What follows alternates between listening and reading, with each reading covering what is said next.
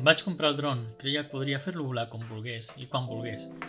No obstant, degut a les limitacions per volar els drons a Catalunya, envoltat d'aeroports, ciutats i zones de parcs naturals protegides. Tampoc quan el clima està en contra, així que només hi he pogut anar en poques ocasions. S'ha de decidir amb antelació quan es pot volar el dron, realitzar una notificació, una nota, i esperar que ningú hagi reservat abans l'espai disponible per volar. Ho podeu comprovar a la web d'Enaire, a l'apartat de drons, i també faig servir l'aplicació de UAV Forecast per veure les condicions. I quan finalment trobes el moment, és espectacular.